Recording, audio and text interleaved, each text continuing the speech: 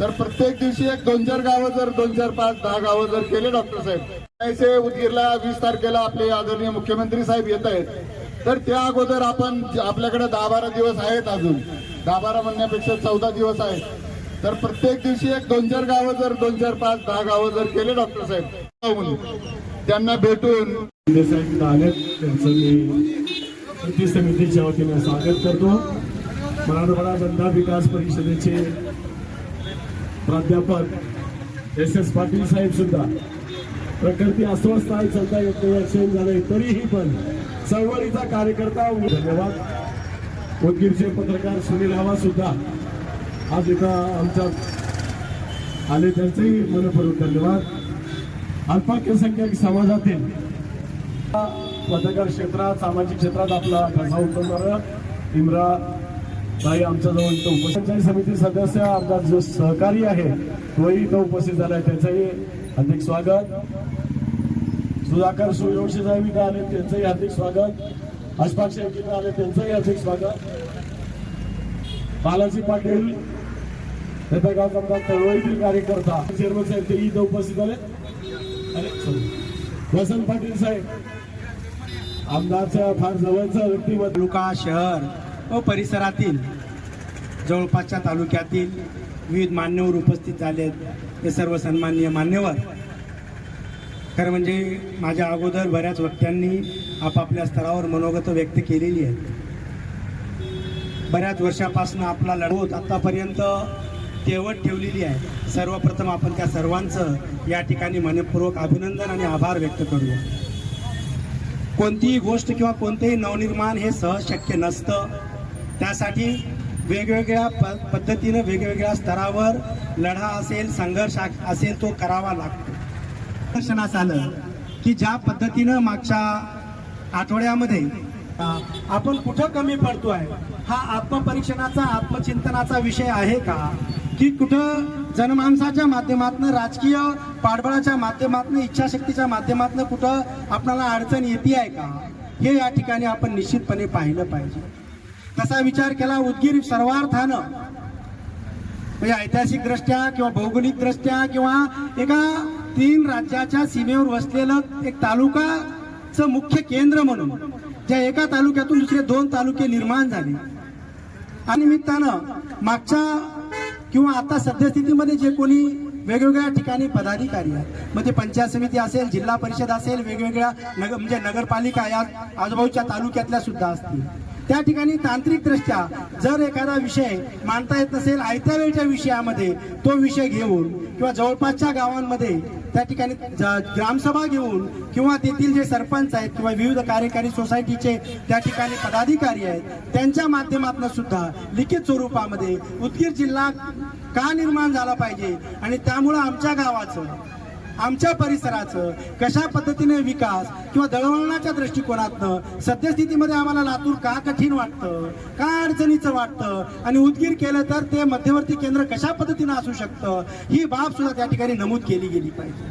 जोपर्यंत म्हणजे लोकांमधून ती चळवळ, जनमानसांमधून ती चळवळ उभी होणार नाही, तोपर्यंत केवळ शहरापुरतं एका विशिष्ट संख्यापुरतं हे मर्यादित राहील असं मला तरी वाटतं.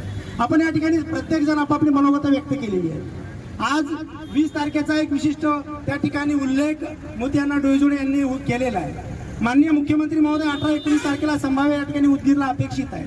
पत्रकारांच्या माध्यमातून जे या ठिकाणी पत्रकार अधिवेशन होत आहे राष्ट्रीय, राष्ट्रपिता यांच्या जयंतीनिमित्त जी भाषणं, जो उपक्रम संबंध तालुकाभर राबवला, आपल्याकडं वक्त्यांची कमी नाही आहे, आपल्याकडं येणाऱ्यांची कमी नाही आहे. एक गाडी एक गाव आणि एका दिवशी कमीत कमी 4 गावं जवळपासचे, या पद्धतीने त्या गावामध्ये जाऊन जर जनजागरण करून तिथं लिखित स्वरूपामध्ये त्या लोकांचा पाठिंबा त्या ठिकाणी स्वाक्षरीच्या माध्यमातून करून जर आपण ते त्यांचे कागद गोळा केलो, त्या सगळ्याचं संकलन करून त्याचं कंपायलेटरी स्पायरल बाइंडिंगमध्ये जे कोणी माननीय मंत्री, माननीय मुख्यमंत्री या ठिकाणी उपस्थित राहणार आहेत त्यांना या देण्याचं नियोजन करता येऊ शकतं का.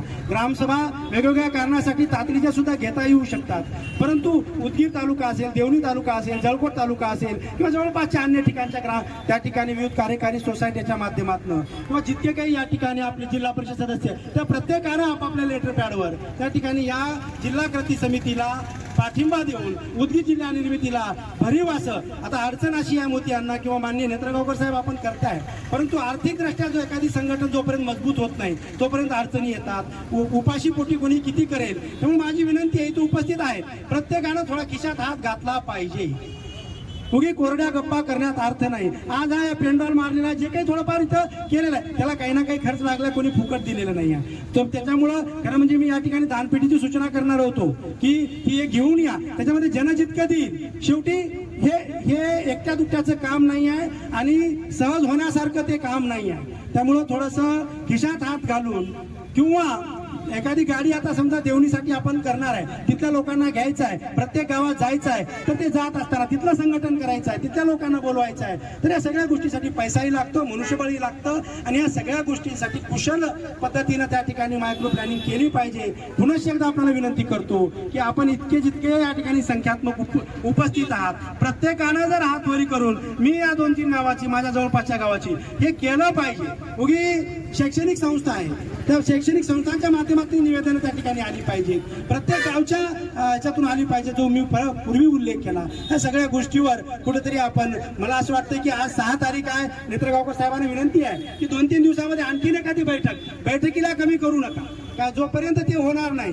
जर काही अडचण आली आपण झूम मिटिंगच्या माध्यमातून बैठका घेऊ शकतो, जे उपस्थित राहू शकत नाहीत. परंतु प्रत्येक राजकीय पक्ष त्या ठिकाणी केवळ पदाधिकारी होण्यापुरता विषय न करता नगरसेवक असतील, जिल्हा परिषद सदस्य असतील, पंचायत समिती सदस्य असतील, ते सामील व्हायचे आहे. ही मानसिकता बाळगा, तरच त्या ठिकाणी गाव करील ते राव काय करील, आपल्याला गाव करील दाखवून द्यायचं आहे, राव करतील यापेक्षा बाळगायचे आहे. आणि माननीय मुख्यमंत्री हा जनआंदोलनाचा नेता कसा असतो याचा आदर्श उदाहरण या ठिकाणी दाखवून द्यायचं आहे. मी अधिक न बोलता माझ्या वाणीला या ठिकाणी विराम देतो, पुन्हा एकदा थांबतो. जय हिंद, जय महाराष्ट्र.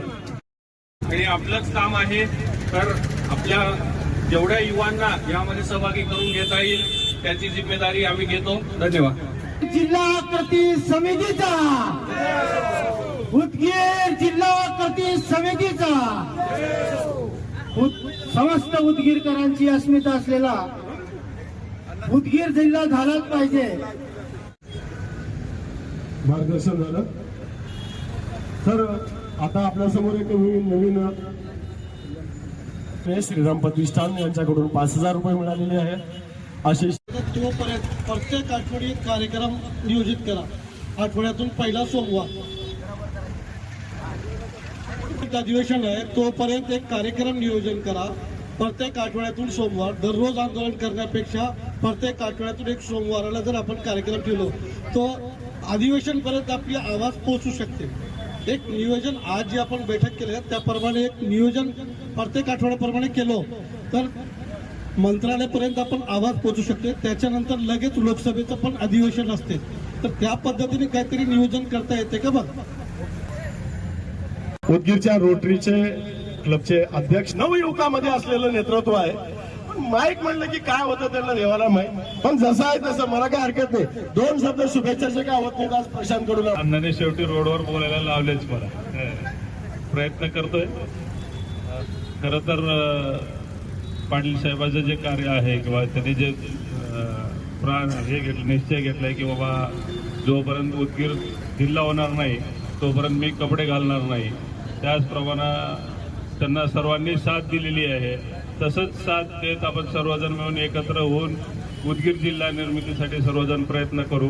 कुणाला म्हणजे दुखून कुणाचं तर हे करून एकमेकाच्या पाया ओढण्यापेक्षा सगळ्यांनी वर घेऊन जाऊन हा कार्य पूर्ण करू, एवढीच मी शुभेच्छा देतो. उदगीर जिल्हा निर्मिती कृती समितीला माझा पाठिंबा आहे आणि सोबतच आहे तुमच्या.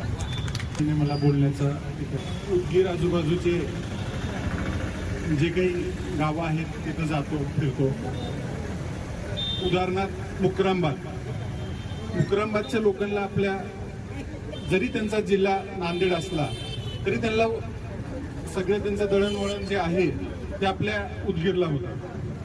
तर मला कृती समितीला सांगायचं आहे की आपण मुक्रामबाद मध्ये जे नगरपालिका आहे त्याचे जे प्रमुख आहेत, तिथले जे जिल्हा परिषद मेंबर आहेत, उदगीरचे नगर परिषद अध्यक्ष, आजूबाजूचे जे गाव आहेत तिथले जिल्हा परिषद अध्यक्ष, देवणी तालुका भेट घ्यावं, जेणेकरून की आपली आवाज एक वरी मुंबईपर्यंत जोपर्यंत जाणार नाही तोपर्यंत हा जिल्हा झाला पाहिजे अशी मागणी आहे.